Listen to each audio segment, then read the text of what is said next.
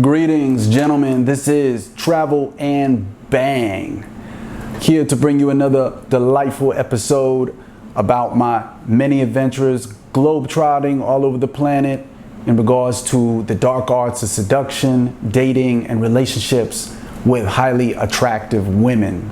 Today, we're going to touch on a subject that's very near and dear to my heart, and I feel like this is one of the creme de la creme golden rules in regards to how you pursue women in the realm of dating. This is so important, and once you grasp this, it'll change the landscapes of how you conduct yourself, your success rate, everything. So let's do it.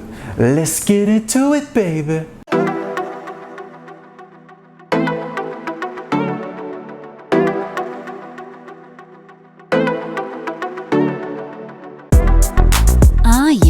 It's time to travel and bang, baby. All right. So what is it that I'm talking about it is something that just explains it all right? In Coach Corey Wayne's book, How to Be a 3% Man, as well as Rollo Tomaszi's The Rational Male, they have a similar saying. Rollo Tomaszi saying you cannot negotiate genuine desire, all right? At the same time, even Coach Corey Wayne says it when he says you can't negotiate attraction. Okay, so basically, we as men, we fall into a zone where we want what we want, and especially if we know we can't have it, we keep chasing it. You know, and this could go through different levels and different phases. You know, it's like the story that Rollo Tomaszi told in his book when he said that a gentleman had a transactional relationship with a woman, you know what I mean? Gets the woman he wants, buys her the house on the hill, buys her the Mercedes, puts her child from a previous marriage that she had into private school, and then 10, 15 years later, divorce rapes him. You know, all the things he did for her, okay, equity, relationship equity, did not change anything. It did not make her naturally desire him. You understand that? That you can't, and that's a good one right there. You can't purchase relationship equity. You can't. In other words, if you set the foundation like that, what you're going to do is you're going to create a transactional type of thing between you and the woman. You don't want that. How do you keep from that happening? You only want to deal with women that are attracted to you. It doesn't matter if you have the verbal linguistic game of Casanova and Don Juan DeMarco. The reality is, if she's not attracted to you, say 1 through 10, she needs to be a 5 or a 6, okay? Preferably a 6 or a 7. 5 is already 50-50, you understand? Which on the first date is fine, okay? But you want to get her up. You want to meet the women that are already in the 8s, the 7 and the 8, 9 and a 10, she's borderline, she's head over heels and probably in love with you. So we won't touch that subject. But it's very, very important that you understand that if you feel that you're swimming upstream, okay, especially by the second date, you're not vibing with her. I just went with a woman on 2 dates, and I'm having to I'm going to have to charge it to the game. First night, we had a lot of Cabaret Sauvignon, a lot of wine was drank at this really nice lounge, okay? And playing reggae music, my type of music, you know, and we made out. We didn't do the sex, we didn't do the naked mambo, but we made out by the beach. Because we were socially lubricated. The alcohol had a lot to do with it. The second date, this was the daytime sober date. This is where I realized that talking to her, that she has a lot of anger issues with men. You understand? Key words to look out for is when a woman starts saying the word toxic masculinity, okay? This is a third wave feminist rhetoric. It's not good when a woman starts using the word toxic masculinity. She started to get into a lot of other subjects I won't touch because maybe a lot of my viewers might agree with me, might not. The main point is the second date was like, I could tell I wasn't her type. You know what I mean? She wasn't vibing with me. The energy has to be man to woman. It has to be sexual. You understand? One of the number one rules also is you can tell that she's not into you is she changes subjects. You understand? You'll bring up a subject matter, she'll just change the subject.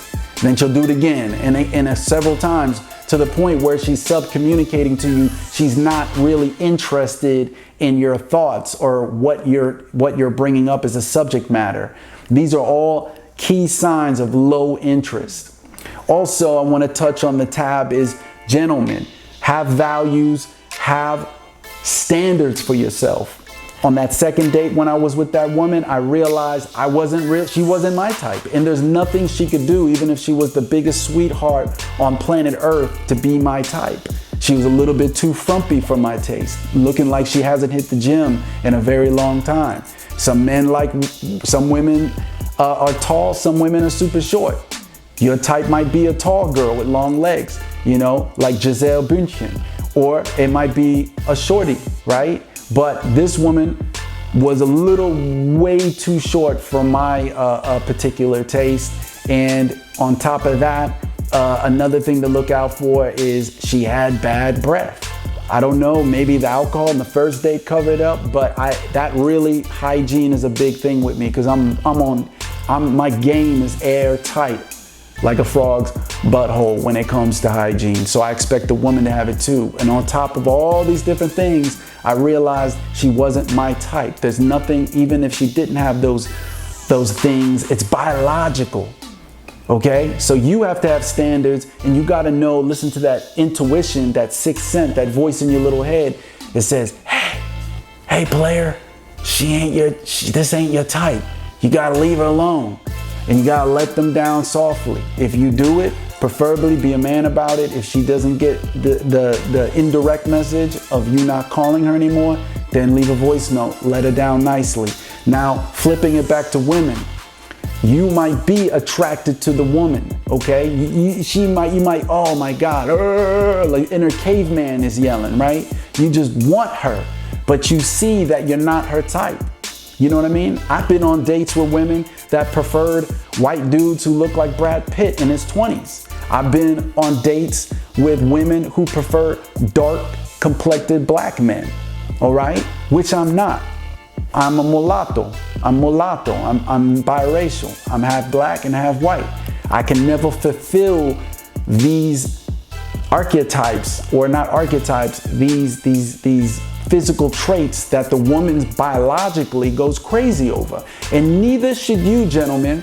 I don't care if you are a nerdy white dude. I don't care if you're a short Mexican guy. I don't care if you're a Tyrone type of guy. Whatever type of man you are, gentlemen, if you know you're not her type, charge it to the game. It's all right.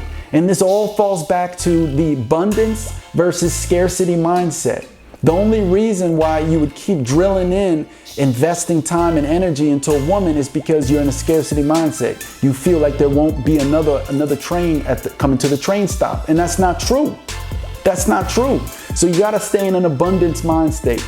If you know any clue about quantum physics and how strong the conscious mind is on manifesting things, you would think that we're in a real life matrix of some sort. But we won't get esoteric in this video. So remember, abundance mind state. You know what I mean? I one time went through like 6-8 different women in a month, dating, date, because I had the time and the money at that point in time. So I entertained it. You know what I mean? And sometimes you'll be burnt out. You'll go on a date with 2-3 women, no luck. You charge it to the game. This one wasn't your type. Then you met one that's like a dime piece. She was super, super hot, hotter than the summer in Iraq, but you weren't her type and you had to charge it to the game. So that's my main golden rule, is to know that you will not be every woman's type. You won't. It's impossible. Out of 10 women, I know a dude got the looks and he's a multimillionaire. And out of 10 women, the ones who are genuinely into him, not transactional, not because of the hypergamy, wanting to get to his financial resources, maybe out of 10, only 3 girls out of the 10 are genuinely attracted to him. Do you understand? So please, please, always remember that.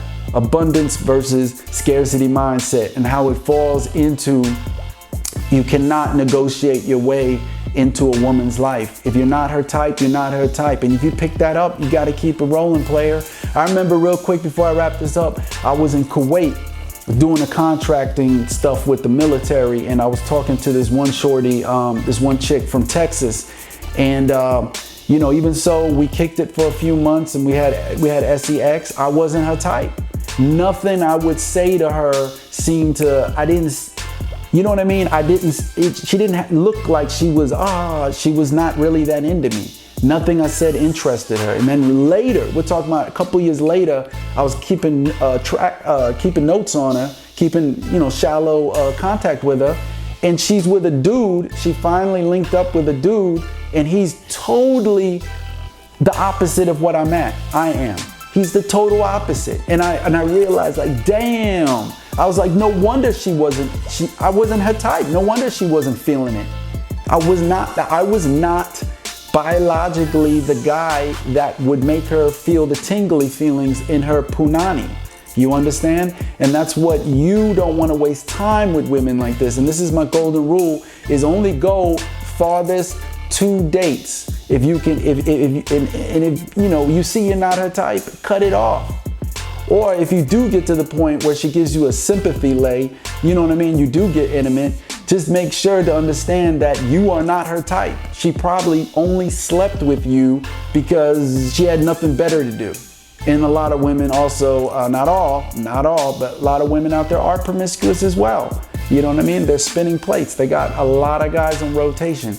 So gentlemen, that has been one of the golden rules for Travel and Bang. Next video, definitely I want to cover some of my adventures overseas. When I was in Thailand, the trip I made to Australia, and the difference between foreign women and American women, and you know, even in the bedroom, you know, I'm gonna cover all that. You're gonna love it. So please show a U.S. veteran some love, subscribe, press like, you know, share some videos, show me love. So, and then you can reach out to me, and I can show you love in return at, just reach out to me whenever, markybravo@gmail.com. Razorblade Romance, check it out. My recently published book, Razorblade Romance, ebook, paperback, and just be good, be safe out there, fellas. Be safe and be good, and always keep learning. Keep the software, uploading into the hard drive of your brain. So this has been another one, Travel and Bang. Till next time, people. Ciao.